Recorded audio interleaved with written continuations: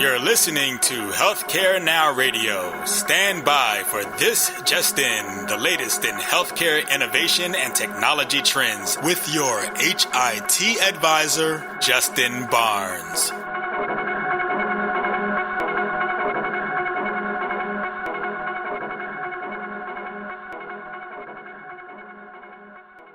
Thank you very much, and welcome to the special edition of This Just In Radio Show at HIMSS19. I'm your host, Justin Barnes. We're broadcasting live from the HIMSS annual conference here in beautiful Orlando, Florida. But I'm very excited to introduce my very first guest, Dr. Bob Monteverdi from Lenovo. Welcome, my friend. How are you, Justin? Please come on in, join the show. How are you? Fantastic, and I'm excited to have here and be our fifth year in a row. And I appreciate all your partnership and your support, my friend. Ditto here. So tell me, first of all, what are you guys looking forward to for HIMSS19 specifically? Oh, just a great show, good attendance, a lot of fantastic educational sessions. Sat through a few this morning already. Looking at the newest trends that are going on and trying to figure out how we fit into the equation. So happy to be here and just excited we've got such a big event again. How many attendees this year? I want to say it's going to creep up towards 40,000. 40 is the number I was told. Yeah, it's come a long way. It has. I think when back. I think it was around 8 or 9, maybe 7 or 8,000 when I first started coming. Maybe it wasn't even that much. I think this 5, is my 16th, so it's been a while. Awesome, very cool. So now going into some of your thought leadership, what are some of the healthcare trends or even IT trends that you see in the industry? You know, the one that I always grasp towards, because it seems to be the primary one that's driving everything, is just this whole cost-quality equation that's going on in healthcare. I continually, when I speak, I talk frequently about the cost of care being just ridiculous figures. 20% of our gross domestic product, $3 trillion a year, and how do you drive that equation down? And in recent years, it's been more value-based care has been the phrase that everybody likes to use. Yeah. How do we make that move gradually away from fee-for-service and more towards outcomes-based? It's really what it's all about. It's about the patient aspect of it. So as I look at that and I see all the risk being transferred from payers over to providers and over to patients, it becomes a different model out there, right? It's not so much about always filling beds. It's about trying to figure out how to get that best care and best outcome. And when you talk best outcome, the big change in recent years is it's not the best outcome by the provider's definition. It's the best outcome by the patient's definition. So true. Are they satisfied? So to me, it starts with value-based care, but that risk transfer drives this whole consumerism game, and that is the big patient centricity that everyone is trying to figure out how to solve. A variety of different means of doing that, but that's my 2 cents. No, I love it. So let's actually dive in a couple of, in that component, what do you think are 2 to 3 best practices that you can offer for people to navigate that successfully today? Yeah, at the highest level, whether you're a vendor that's actually marketing to health systems, or you're a health system and the end, the patients are really the end target, you're trying to figure out what the need really is. Look at that landscape and try to figure out what you can do, what's going to be your strategic competitive advantage to play in that space. So if centricity around patients is really the goal and trying to get the best outcomes you possibly can, well, what do? For the last few years, I've seen more and more of the bigger entities going down the advanced analytics path and artificial intelligence. Absolutely a great play. Takes time to accumulate the data. It's a lot of heavy lifting. It's one really good, strong play that does make sense. Another one I see that we're involved in a little bit more here is the virtual care telemedicine play. And you look at the ability to decrease the burden on physicians, to increase the convenience and the access for patients, to get potentially better outcomes, definitely more capability of monitoring all the wealth of devices that are surging out there, both consumer and medical grade. And I view that as a play that really makes an awful lot of sense, too. At the end of the day, from a strategic perspective, though, you really have to figure out, as I started to allude to, external market, your internal capabilities, and then a little bit of Stephen Covey into the mix doesn't hurt here. 7 habits. Begin with the end in mind. I mean, what are you trying to accomplish? What's going to be your advantage? What do you want to do? And then, okay, so where do I start? Put first things first. Be proactive. Make sure it's a win-win. It's got to be a win for your health system, but it's also got to be a win for the patients. So, it sounds simple, difficult to execute on. It's very difficult. But that's my approach to all of these things, regardless of what I'm trying to tackle. Well, and I love it because we are starting to tackle some of those in our think tank. We have Think Tank 5 here tomorrow, and we are starting to tackle some of those. So it's very exciting. So now thinking beyond today, What do you see as a key strategy or trend that we must be ready to successfully navigate in a couple of years from now? Because right now, a lot of this is the here and now. But let's think ahead. Let's think, in Wayne Gretzky terms, where's the puck going to be in 2 to 3 years from now? I don't know if it's 2 to 3. I might be going a little further on you. Yeah. Obviously, artificial intelligence, probably as big a play as anything, because if you're going to accumulate all this data, and even if you can apply all analytics to it, you can't have humans intervening with this volume of data. We start talking about real-world data and social media and then IoT externally from these remote devices. It just gets out of hand.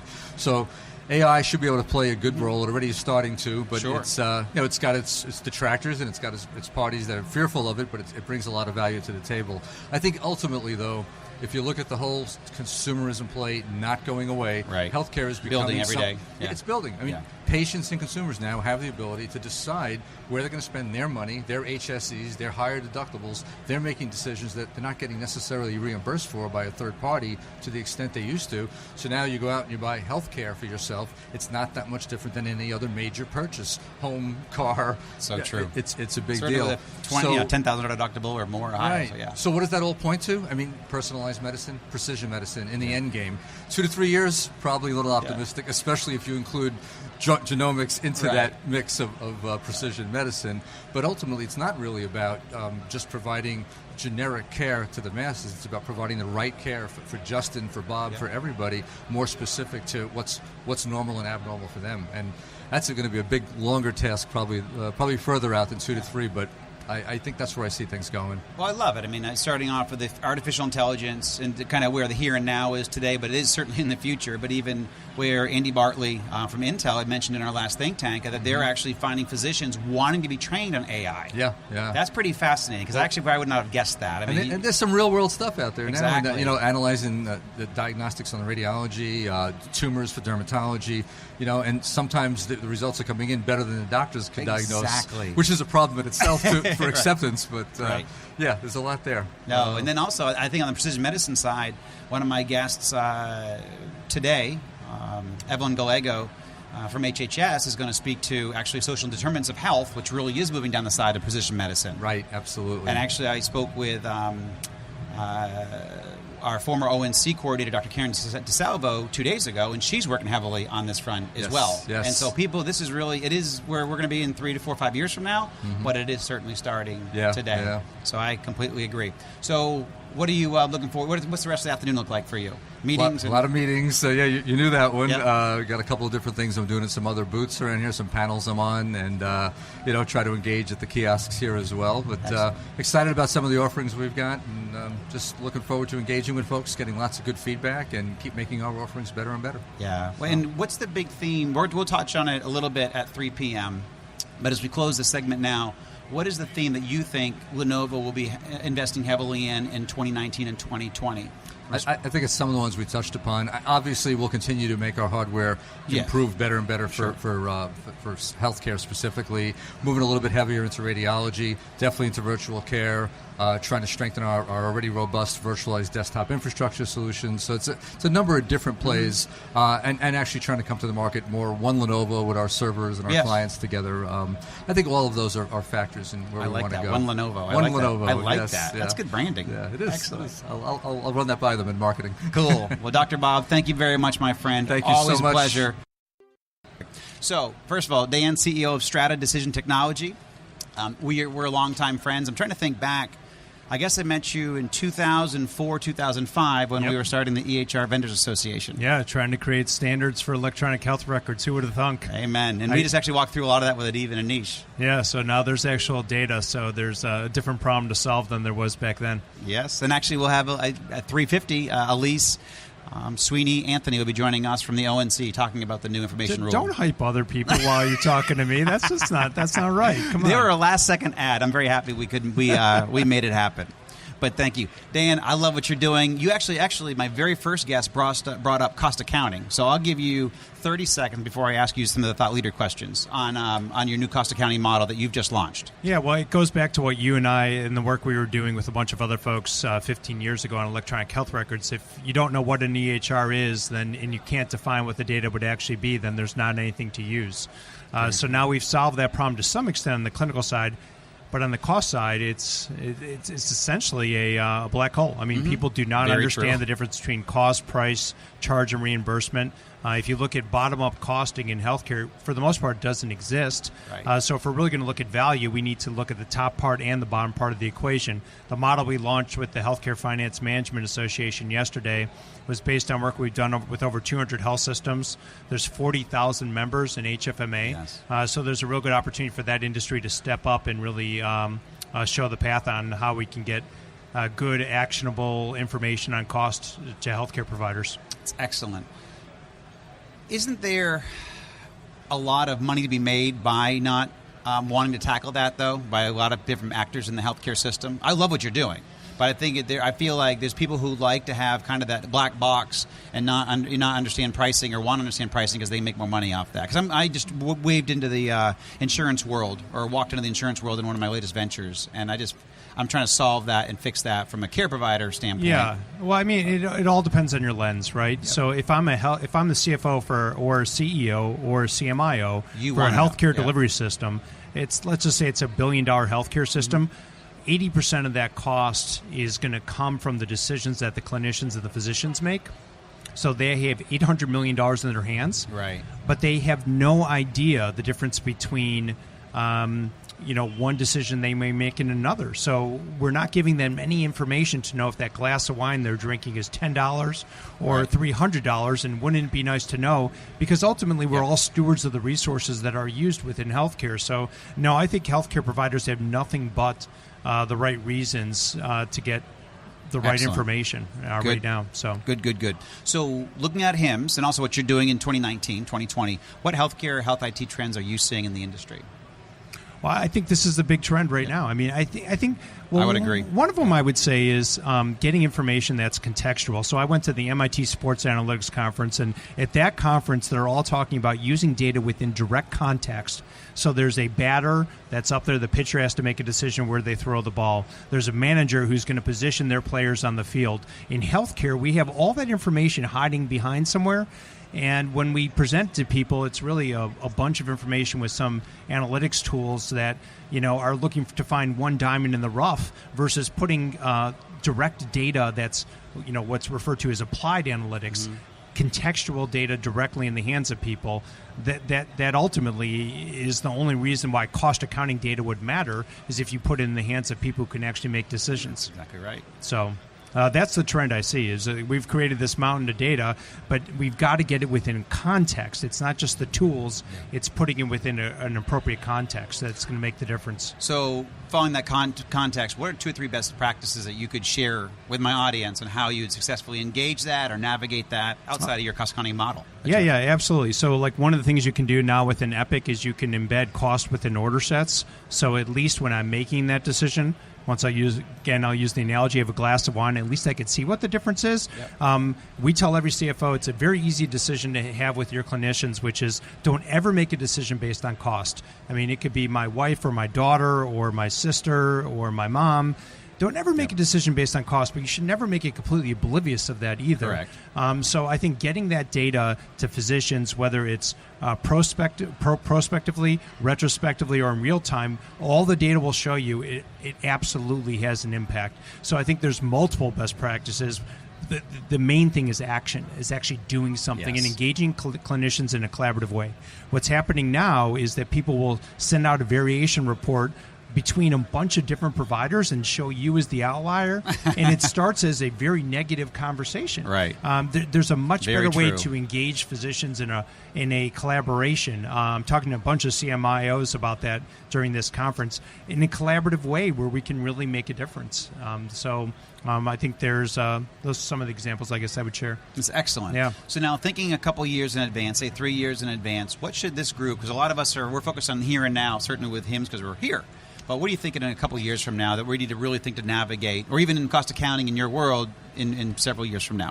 Yeah, so I'd go back to the EHR days. The conversation that we were having 15 years ago was people were telling us doctors would never use computers. They were technophobic, right? Yes. So apparently technophobia was cured, or that assumption was wrong. The second thing was those EHRs had order sets in them. And with those order sets, people viewed those initially as cookbook medicine. Doctors won't use that. Right. That's cookbook medicine. Yep. And apparently that was solved. So I think on the cost side, if you look 3 years from now, we'll see why in the world weren't we sharing this information? It makes absolutely no sense. So if you have a $3.6 trillion spend in healthcare, right, and $2 trillion of that is flowing through hospitals and healthcare delivery systems, that means $1.6 trillion can be attacked to some extent. Totally agree. By engaging clinicians in a productive, prospective way. And so it just, the problem to be solved, I think, is pretty obvious. But I think there's a behavioral psychology component to this. Yep. I think there's a trust component to this where people have to not assume, but they have to engage. So I think it's not just data, it's not just systems, but it's really about thinking through the problem in a different way. Yep. No, and even to your point, we actually had a little bit of a breakthrough in Georgia a couple of months ago, actually a couple of weeks ago now, with the healthcare system that I'm a chairman of. We have full price transparency. We follow a DPC model. About 250 provider specialists will support that model. But then we finally have been negotiated with payers. They actually gave us a 20 to 30% credit for each member because of price transparency. Because our care model is proven to actually keep a patient healthier. Our DPC doctors practice at the top of their license. We integrated all of that and really dropped costs dramatically. Literally a 20 to 30% reduction in premiums. Right. For doing that. And so you just mentioned that one, was it $1.6 trillion we probably can take right off the bottom if we start. There's any organization you go into, the cost of variation is at least 10%. Yeah. So if you're in a $3 billion organization, there's a $300 million opportunity. Yep. So attacking that is not just a data problem. There's a way to engage. So Yale New Haven Health is a good example. They drove out $150 million of cost just by marrying clinical and financial data together, right? And then I think you and I have talked about this before, but they also did gain sharing with their physicians. So if you're going to engage as a doctor in the first year, why not let you benefit to some extent from it, because we'll get the benefit in the out years. So there's different ways to tackle the problem. It's excellent. Yeah. So what else are you looking forward to in this conference? What do you have to tackle for the next couple of days here? Geez. You guys have a booth here, right? Of course. Yeah, we do. But HIMSS is always a little bit of a zoo. So I'm actually spending time just having conversations with people. I'm going to be writing an article which is called the Solving the $3.6 trillion Problem, right? What here actually is helpful, from that perspective, which isn't just adding costs, but is going to help us run and operate, the responsibility we have to serve patients more efficiently and effectively. So those are a lot of the conversations I have are just about the problems people are trying to solve. Yeah. Well, once you're writing, is that going to be an article that you're going to write or a book that you're writing? I would love to have you certainly on the radio show for that, because that's I love that conversation, because recently I realized that before I didn't believe we could really bend the cost curve very much, but now I really I see that we can bend the cost curve. And so that's a conversation that I'm fully involved in, and I just would love to have it with you. Yeah, we'll see. If I can find your email, maybe I'll send you a copy. We'll see, Justin. But appreciate the opportunity to catch up. You got it, my friend. Thank you very much, Dan, and good to have you on air. My next guest is the one and only Ed Marx, Chief Information Officer for the Cleveland Clinic. Welcome back to the show, my friend.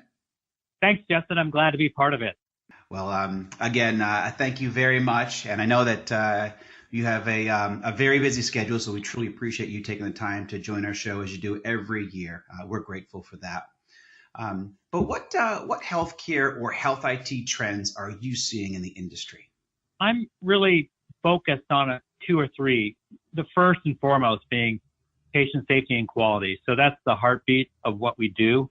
And so some of the trends I see is just how do we provide safer care and at a higher level of quality. And I think that we are able these days to leverage technology to really help address that particular trend, if you will. The second is really the acceleration of mergers and acquisitions. And again, there's a huge technology component to successful M&A. And I see that as a pretty major trend, not just in the provider side, but you're seeing it in the PBMs and payer side as well. And then finally, the third major trend that I'm really keeping an eye out for is really the patient experience. So that's everything from, of course, customer service, but also on the technical side, it's really enabling that experience to make it what they expect it to be when they interact with other industries. And so healthcare, as you and I have spoken about in the past, a little bit behind. And so we got some catching up to do. And so some people might call this the quote unquote digital space, but I think of it as patient experience. So those are the three that come top of mind. No, that's excellent. Patient safety and M&A and patient experience. That's terrific and spot on. Your perspective is terrific. So thinking about those three components, what are 2 to 3 best practices or strategies that you can share to help others navigate those trends? One that I think we sometimes overlook is really humbling ourselves and looking outside of our own industry and looking at best practices. So for instance, on patient experience, I'm meeting with the Cleveland Indians CIO because the Cleveland Indians have done a great job connecting with their fan base. For a small market team, Major League Baseball team, they have one of the most expansive customer engagement. Their reach is pretty amazing for a small market. And so why have they been able to do that? What are the things that they're doing from a technology point of view? So I'm learning from him. And so that's just one example. Another is with analytics. I'm learning from Progressive. So Progressive Insurance, very strong, robust insurance company, and they do their lifeblood is really analytics. So why not sort of reach out to other people outside of healthcare? So that's one thing. The second is within healthcare, of course, we have great peers that we can reach out to, and I always encourage that, whether it's through a HIMSS forum, a Chime forum, and there's some smaller things. Like recently, we gathered with other digital leaders at Stanford and really shared each organization was there to share one best practice. And so it was a very small, intimate group of 20. And so we learned 19 other best practices that we can apply. So those are 2 examples of how you can really leverage best practices or learn strategies that can help your organization. Wow, that's fantastic, Ed. And you're spot on. I actually created a think tank a couple of years ago. And that's exactly what we do is we get together facilities of all sizes and organizations, innovators of all shapes and sizes, payers of all shapes and sizes, other key thought leaders, and really bring them together to share their best practices. And I love your idea of bring one to the table that really has helped your organization. That's terrific. So I certainly wrote that one down. So now thinking beyond today, what do you see as a key strategy or trend that we must be ready to successfully navigate in 3 years from now? So I think one is voice. So to me, voice is the new mobile. Yeah. Just like we are all hot and heavy about mobile, and for the right reasons a few years ago, and certainly that has come true. Everything has moved to the mobile and really transformed the way that we deliver care. And I think the next step is voice. So I think we'll no longer use the word mobile because that's just the standard. That's the expectation. And so it'll really be more focused on voice. And we're seeing some early things, right? You see it on the consumer side. And then how do we take all the work that's being done with voice and then applying it to healthcare? So we really need to be ready. It's just a simple example. I mean, this is really simple, but I think sometimes you just got to start simple. I've given all these tools and technology to my wonderful administrative assistant, and I've asked her to create our office as completely voice.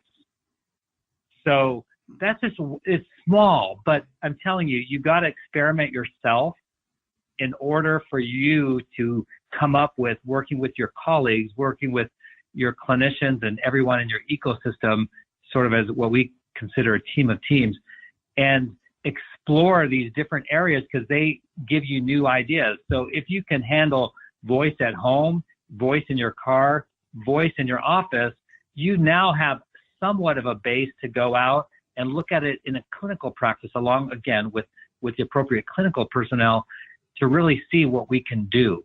So that's just one thing in terms of where we're going. I think, and I'm sure other guests have really insightful answers here, and I'm trying not to duplicate any other. So the one other I might suggest is virtual reality And so we're doing a lot with virtual reality. I don't know if you saw the full face transplant case that was released recently through National Geographic, but these amazing clinicians that I get to serve with, they leveraged virtual reality to help them. In our medical school, we're cadaverless. We are moving to paperless. And the amount of virtual reality that, again, some very fine, innovative, wise people are developing here would just blow you away. And then the other thing, as a third example, is just how we take virtual reality also, like working with our local zoo and allowing some of our pediatric patients the experience of hanging out with an elephant or a giraffe, even though they're in a patient room.